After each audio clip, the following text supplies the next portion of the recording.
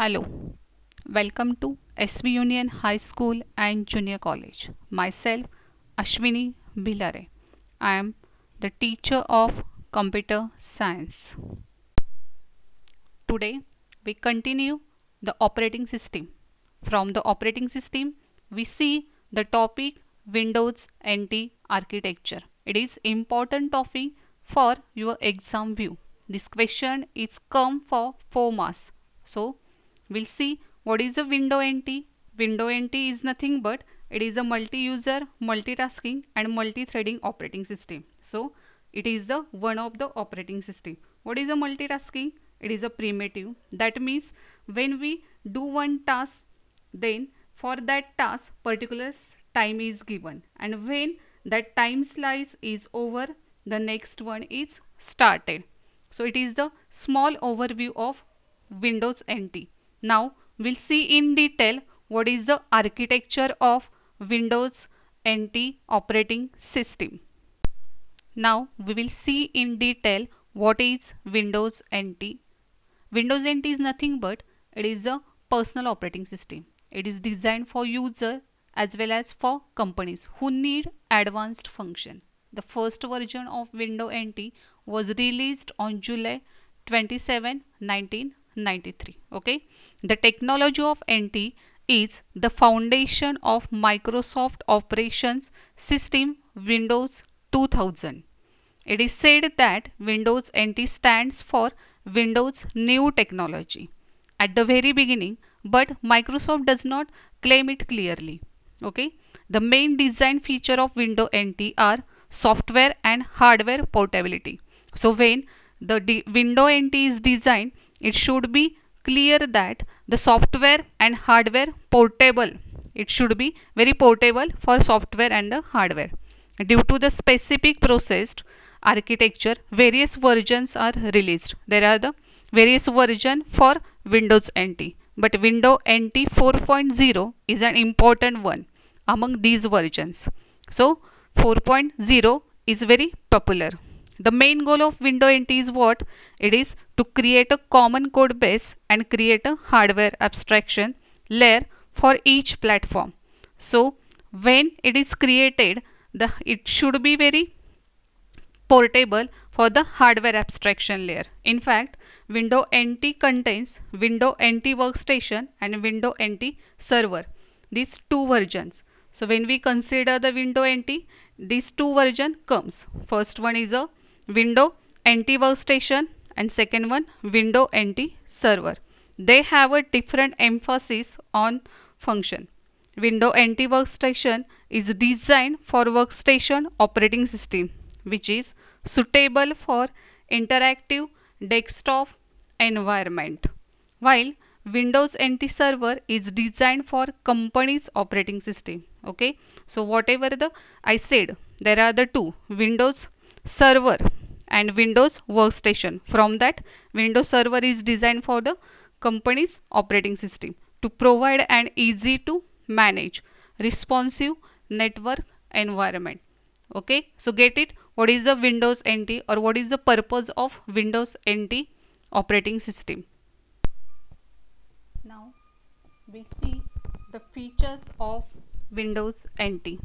Windows NT consists of different features. It allows Windows NT to schedule various tasks on any CPU. Okay, second one, Windows NT has new performance file system called New Technology File System. So this is the one topic introduced in Windows NT, that is the NTFS file system. It implements fault tolerance, it gives security and it supports for large files. Next, Windows NT has modular architecture. It divided into different subsystem and layers. At lowest layer is hardware abstraction layer. It provides all hardware specific function. On top of that, Windows NT kernel is there. It provides basic operating system. So in next slide we will see the details of Windows NT architecture and the functions of whatever the different subsystems are there. Now we see in detail the architecture of Windows NT. See in a diagram. The diagram is divided mainly in three layers. First, at the bottom, hardware layer is there, HAL layer. Above that, kernel is there. Then there are the different system services are there, and above that the user mode is there. So we start with the hardware layer. So hardware layer is what? It is a hardware abstraction layer. It is a layer between the physical hardware of the computer and the rest of the operating system. So whatever the physical hardware means keyboard, monitor, mouse are there. So the actual hardware and the operating system in between it comes. It was designed to hide the differences in the hardware, and therefore it provides a consistent platform on which application may run. Okay, the hardware layer consists hardware specific code that controls input output interfaces. It interrupts controllers and multiple processes. Okay, so this is about the hardware layer. Above the hardware it comes the kernel. So what is the kernel? Kernel is nothing but it is the actual operating system. So in a Windows NT, kernel mode has full access to the hardware and the system resources of computer and runs code in a protected memory area. It controls access to scheduling, thread priority, memory management, and the interaction with hardware. The kernel mode stops user mode services. Okay, so whatever the user mode services are there, it stops that, and application from accessing critical areas of the operating system that they should not have access to as user mode processes. It asks the kernel mode to perform such operation on its behalf. Okay, so kernel mode is nothing but it does it the whatever the work of the operating system. Then we come to the user mode. It is the above to the kernel mode. So what the user mode? The user mode is made up of different client, then the subsystems, then Windows NT 16-bit environment. Okay, so these are the different contain in a user mode. The user mode is made up of subsystem which can pass input and output request to the appropriate kernel. So whatever the input and the output request are that come from this particular subsystem, then it come via the input and the output manager. Okay, so whatever the input and the output manager is there, through that the request comes. The environment subsystem was designed to run the applications written for many different types of operating system. None of the environment system can directly access the hardware. So no user or whatever the operating system that cannot directly access the hardware. So we have to go with the help of the operating system, and here it is a kernel. Then we have to request access to memory resources through the virtual memory manager. Okay, now when we request for the memory, then we have go to by using virtual memory manager that runs in a kernel mode. Okay, there are mainly three subsystem: Windows 32 subsystem, OS2 subsystem, and POSIX subsystem. These are the three subsystem in user mode. Okay, then we'll see what is the Windows 32 subsystem. The Windows 32 environment subsystem can run 32-bit Windows application. It contains the console as well as the text window support, that is shutdown and hard error handling for all other environment subsystem. So whatever that consists in Windows 32 environment, it consists of console, that is regarding for input and the output. Then when the computer shut down, so related all these things, it is controlled by the Windows 32 environment subsystem. It also supports virtual DOS machine, which allows MS-DOS and 16-bit Windows application to run on window. It also support to MS-DOS. Then second, that is the second subsystem, OS2. This environment subsystem support 16-bit character-based OS2 application.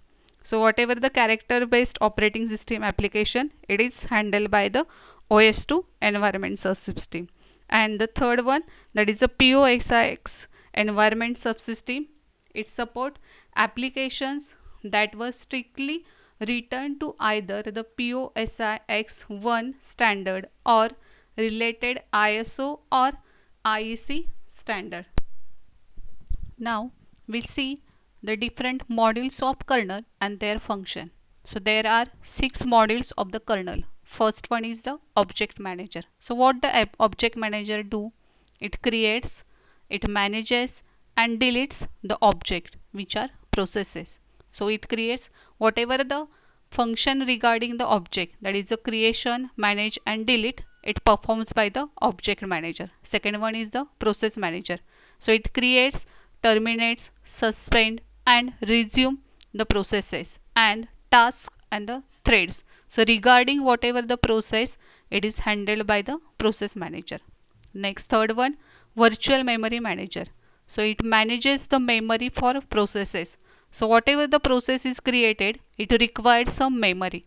So for that, it provides that memory. It also allocates and the free memory. That is the allocation and the deallocation of the memory is done by the virtual memory manager. Fourth one, security reference monitor. So what it does, it enforces security policy and keeps track of file access right based on ownership and permission for the user. So security should be provided, and for that it gives the some access rights, and that rights are based on the ownership and permission of the user. So it gives the different user the different permission, and in all sense it gives the security. Next one, local procedure call facility. It is used to pass messages between client system and subsystem on one system. So whatever the client system and the subsystems are there, it passes the message by using the local procedure call facility. And next one is the input output subsystem. So whatever the input and the output subsystem, it handles device and passes data to and receives data from devices of all subsystem. So these are the different functions of the kernel module. So this is the architecture of Windows NT operating system. So we'll see all the topic from the Windows architecture. So this question is for the 4 marks. You have to draw the diagram and explain all these things for the Windows architecture.